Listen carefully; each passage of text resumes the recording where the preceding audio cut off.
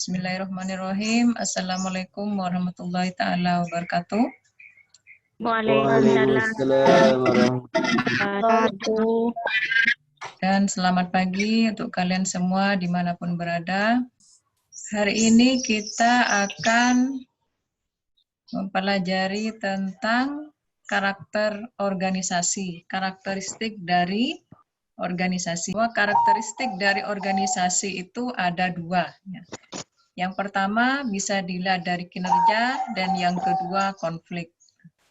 Dari kinerja sendiri itu bisa dispesifikasi lagi menjadi dua, yaitu kinerja individu dan kinerja organisasi.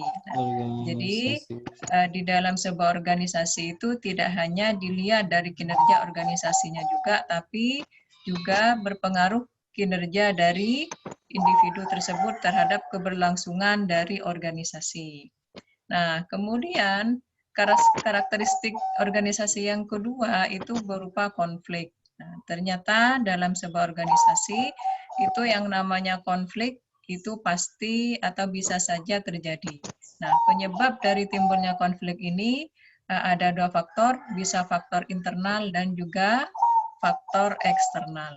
Faktor internal ini faktor yang memang timbulnya itu dari dalam organisasi.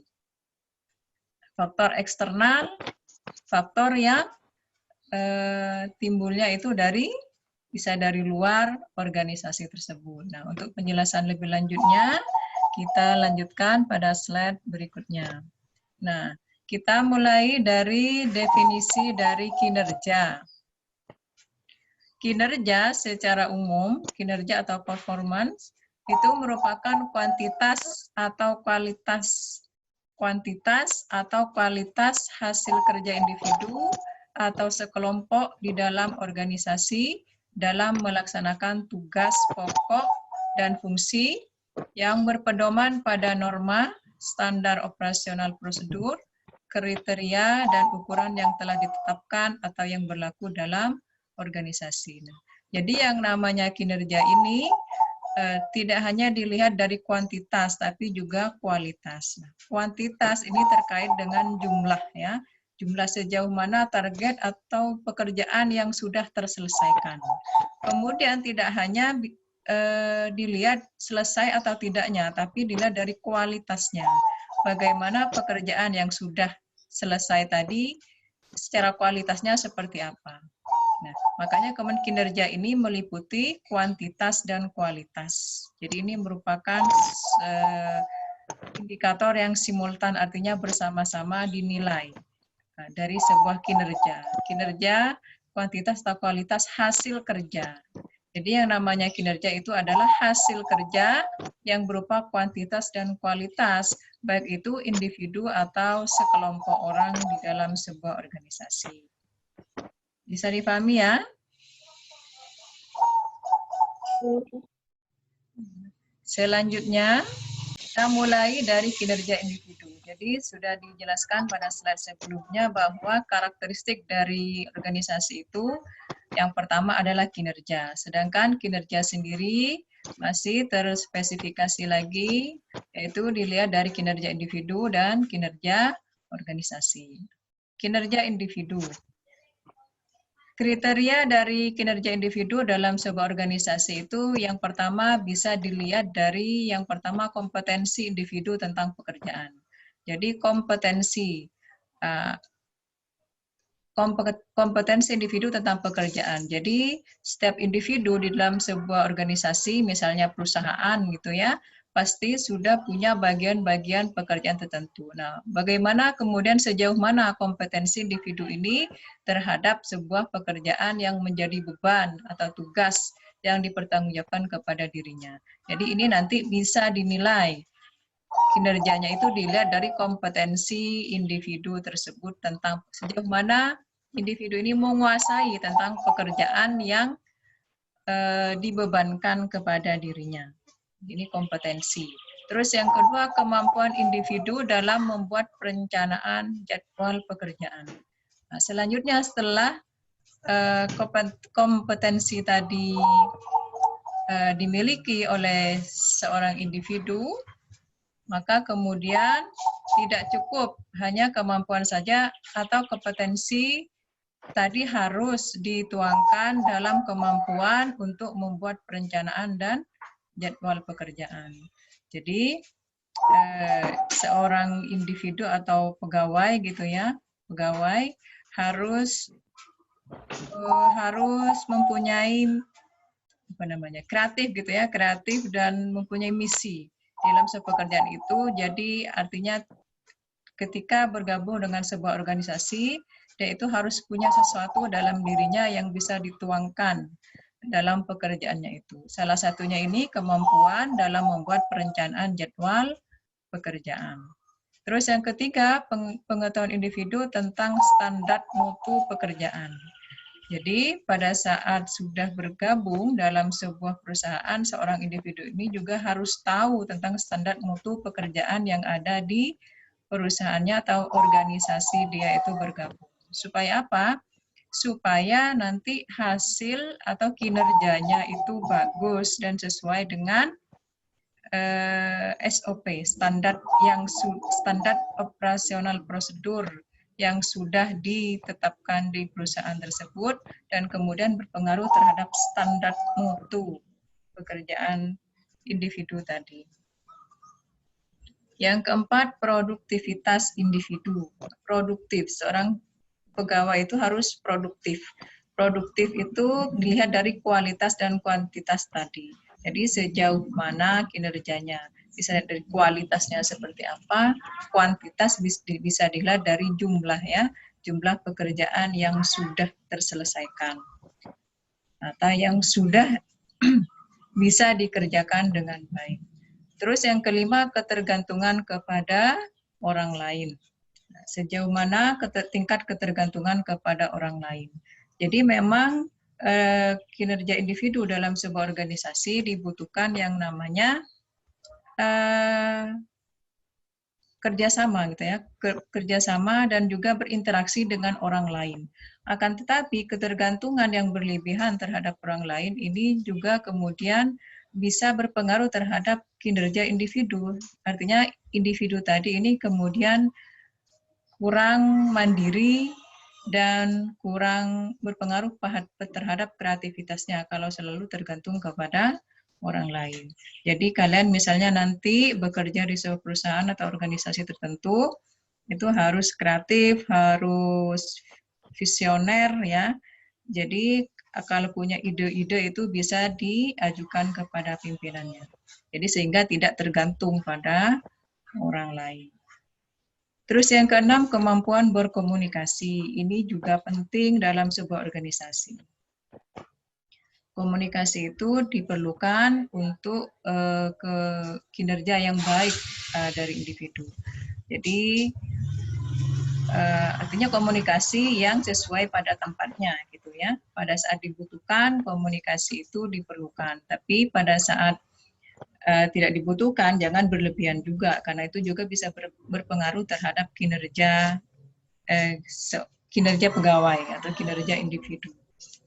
Selanjutnya kemampuan bekerja sama. Sejauh mana kemampuan bekerja sama dari individu ini juga bisa berpengaruh terhadap kinerja individu dalam sebuah organisasi. Terus yang kedelapan, kedisiplinan dan kemampuan menyampaikan gagasan dalam rapat. Kedisiplinan ini penting gitu ya. Karena ini bisa kemudian merujuk pada kualitas dari individu terkait kinerjanya. Disiplin ini juga berpengaruh. Terus yang selanjutnya kemampuan menyampaikan gagasan dalam berpendapat. Sejauh mana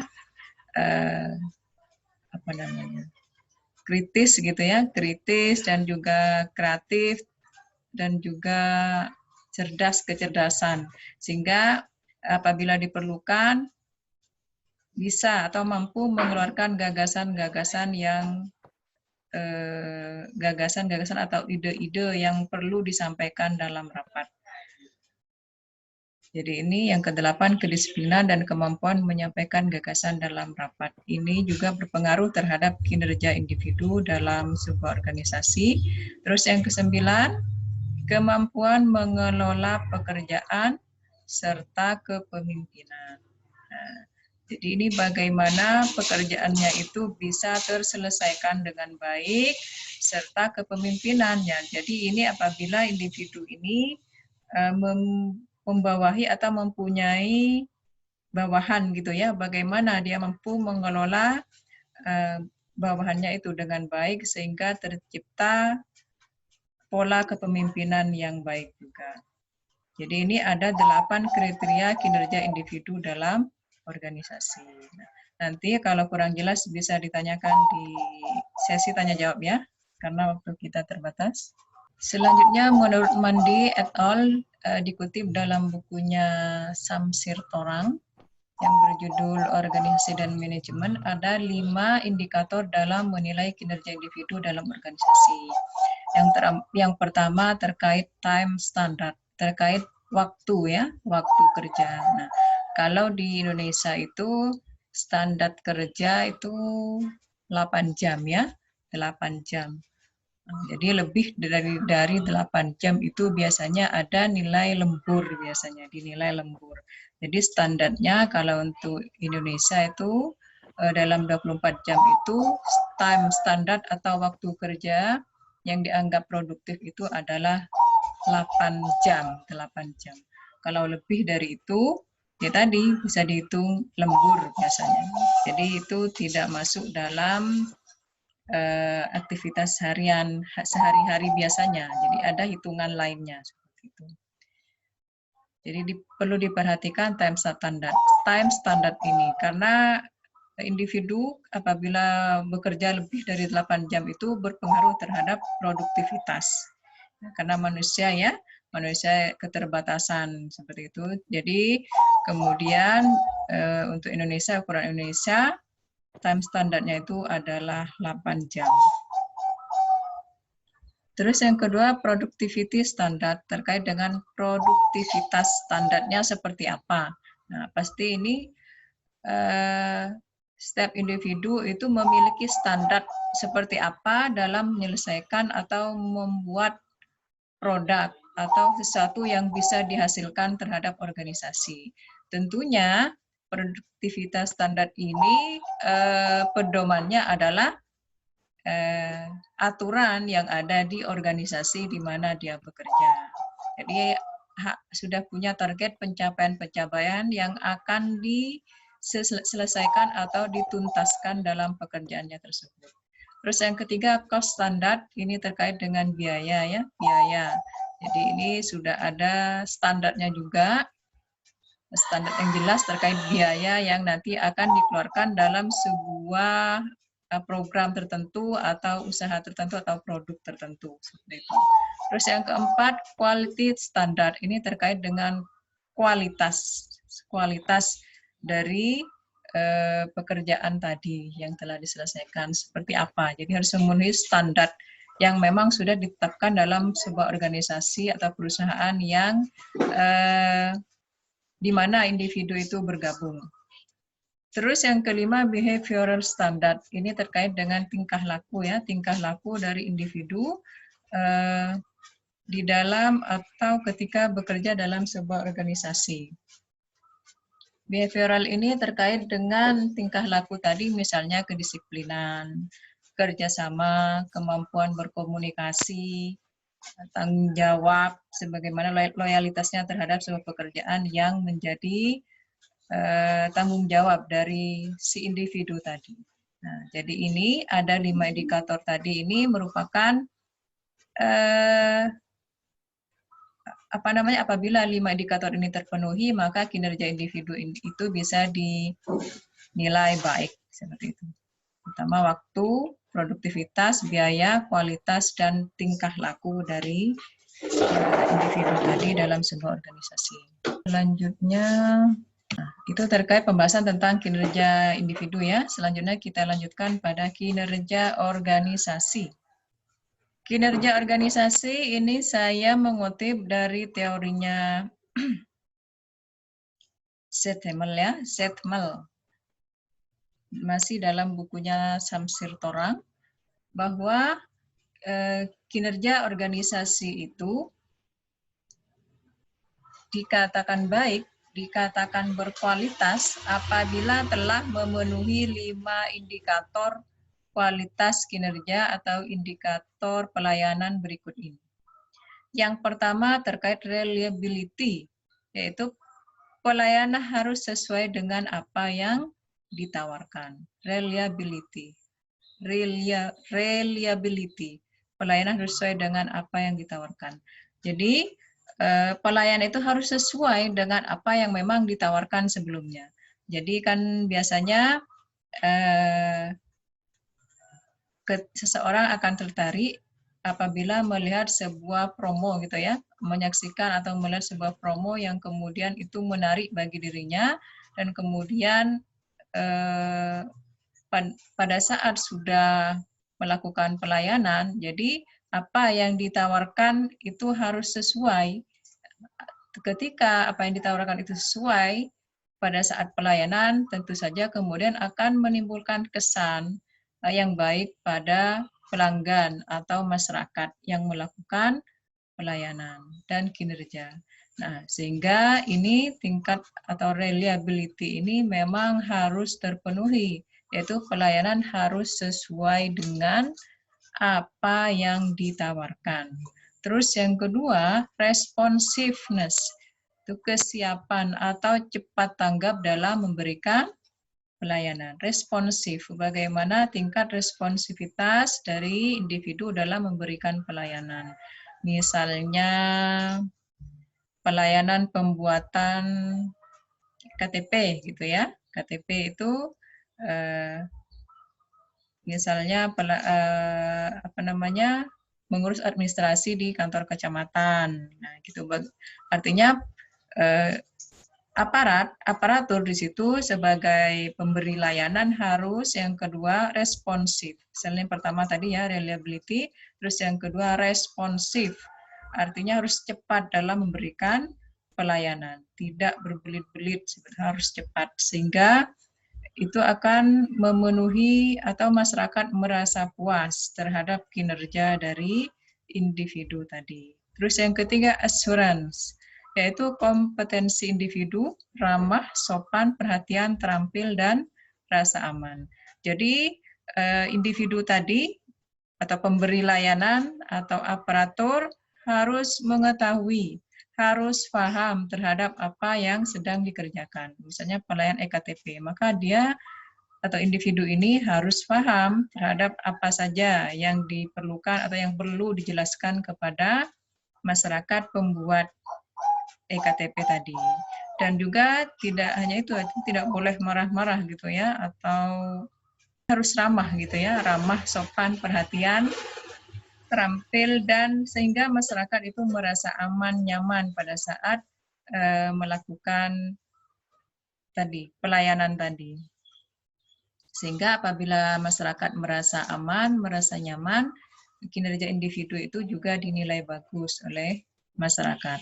Terus yang keempat, empati, yaitu kemudahan untuk menghubungi organisasi, komunikatif, memahami keinginan dan kebutuhan dari pelanggan. Empati. Saat masyarakat misalnya ada keluhan apa, itu maka segera direspon dengan baik, atau ada nomor atau email ya yang bisa dihubungi gitu. Kemudian untuk menghubungi organisasi itu harus jelas penjelasannya terkait dengan aplikasi misalnya yang perlu dikunjungi apabila ada keluhan. Kemudian untuk menghubungi organisasi. Komunikatif, jadi harus memang komunikatif gitu ya. Artinya komunikatif ya, bisa memahami komunikatif ya. Artinya tidak ragu untuk selalu mengingatkan atau berkomunikasi dengan pelanggan dengan baik. Memahami keinginan dan kebutuhan pelanggan. Jadi itu penting, itu masuk dalam empati. Nah, jadi empati itu kita menempatkan diri kita sebagai pelanggan juga, sehingga kita merasakan apa yang dibutuhkan oleh pelanggan itu. Jadi itu namanya empati ya. Terus yang kelima, tangible. Nah, tangible ini terkait dengan fasilitas fisik, kebersihan, kerapian, kenyamanan ruangan, kelengkapan peralatan komunikasi, dan penampilan. Jadi tangible ini terkait dengan fasilitas fisik, misalnya contohnya tadi dalam mengurus EKTP gitu ya, terkait fasilitas, misal tempat duduk yang nyaman, ruangan yang nyaman, bersih, terus peralatan yang lengkap, seperti itu. Jadi itu juga berpengaruh terhadap kinerja organisasi. Jadi masyarakat kemudian menilai bahwa kinerja organisasi itu akan baik apabila telah memenuhi 5 unsur ini. Ini menurut Zethemerle. Jadi ada 5. Yang pertama reliability, itu pelayanan sesuai dengan yang ditawarkan, responsif, kesiapan, cepat tanggap, assurance itu kemampuan dari seorang pegawai dalam melayani pelanggan, juga disertai dengan ramah, sopan. Yang keempat empati, empati itu menempatkan diri kita apabila kita juga membutuhkan sesuatu yang diperlukan pada waktu itu, jadi itu empati, jadi ikut merasakan apa yang dirasakan orang lain gitu ya, empati. Terus yang kelima tangible itu terkait dengan fasilitas fisik seperti kelengkapan peralatan, kebersihan, kerapian, dan kenyamanan ruangan. Jadi itu untuk selanjutnya. Selanjutnya ini beberapa tokoh gitu mendefinisikan kinerja. Yang pertama, Davis dan Nystrom merumuskan kinerja. Kinerja itu effort ditambah ability. Artinya, kinerja dapat ditentukan melalui kualitas usaha dan kompetensi. Effort, waktunya hampir habis ya. Jadi effort itu didefinisikan kualitas usaha. Kualitas usaha dari seorang individu. Terus ability itu kemampuan. Jadi kualitas usaha ditambah kemampuan itu sama dengan kinerja atau performance. Artinya kemudian bisa didefinisikan bahwa kinerja individu akan buruk apabila memiliki kompetensi yang rendah. Seperti itu. Jadi ini menurut Davis dan Nystrom. Jadi kinerja individu itu sangat dipengaruhi oleh kualitas dan kompetensi dari individu atau kemampuan atau kompetensi dari individu itu. Kinerja individu akan buruk apabila memiliki kompetensi yang rendah. Nah, misalnya seseorang di sebuah perusahaan ditempatkan di sebuah bidang yang bukan bidangnya. Nah, tentu saja ini akan berpengaruh kepada kinerjanya. Jadi menurut Davis ini, seseorang yang dalam bidang pekerjaannya tidak sesuai dengan kompetensinya, maka bisa dipastikan kinerjanya itu akan buruk. Nah, itu intinya seperti itu. Effort ditambah ability sama dengan performance. Kinerja dapat ditentukan melalui kualitas usaha dan kompetensi. Atau bisa juga diartikan kinerja individu akan buruk apabila memiliki kompetensi yang rendah. Makanya kepada kalian nanti gitu ya, atau sekarang yang sambil cari usaha harus memiliki atau harus yakin pada kompetensi yang dimilikinya itu di bidang apa. Sehingga nanti pada saat melakukan lamaran pekerjaan itu kalian merasa mampu atau memiliki kompetensi sesuai dengan yang ada di dalam diri kalian. Karena itu berpengaruh terhadap kinerja. Jadi ini menurut Davis ya, jadi ini teorinya seperti itu. Kemudian yang kedua menurut Robbins, bahwa ability ditambah motivasi, ditambah opportunity itu sama dengan performance. Jadi bisa dijelaskan bahwa kinerja menghadirkan fungsi dan kemampuan, ability. Kinerja menghadirkan fungsi dan kemampuan, motivasi, dan kesempatan. Jadi kemudian kalau menurut Robin ini kinerja itu dipengaruhi oleh faktor kemampuan, motivasi, dan kesempatan.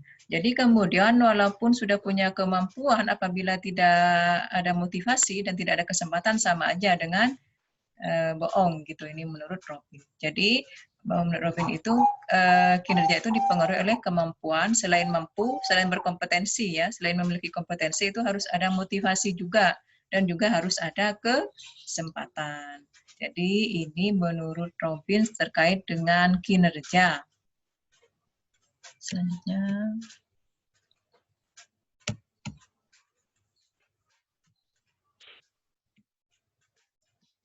Konflik ya. Nah, karakteristik yang kedua dalam sebuah organisasi itu adalah konflik. Konflik tadi bisa faktor internal, faktor eksternal. Faktor internal itu ada 8 ya indikator. Yang pertama perbedaan tujuan dan kebutuhan. Jadi pada saat individu tergabung dalam sebuah organisasi memiliki tujuan dan kebutuhan yang berbeda. Itu bisa menjadi faktor atau pemicu timbulnya konflik. Terus yang kedua ambisi pribadi, keinginan pribadi, tujuan pribadi. Ambisi ya, kemauan pribadi dari masing-masing pegawai dalam sebuah organisasi itu juga bisa menimbulkan atau melahirkan konflik. Yang ketiga miskomunikasi, jadi komunikasi yang kurang baik. Yang keempat tidak saling percaya, kurang mempercayai rekan kerja atau dan sebaliknya gitu, tidak saling percaya. Artinya meremehkan, ada perasaan meremehkan gitu, sehingga itu bisa menimbulkan konflik. Ketidakpuasan terhadap pekerjaan atau hasil kerja. Atau bisa juga ketidakpuasan dalam dirinya terhadap pekerjaannya, terhadap hasil yang dicapai setelah dia bekerja misalnya. Terus yang keenam kondisi struktur.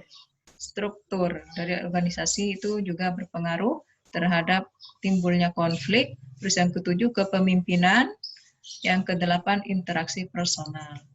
Faktor eksternal meliputi kompetisi. Kompetisi itu persaingan gitu ya. Persaingan. Terus yang kedua kebijakan pemerintah.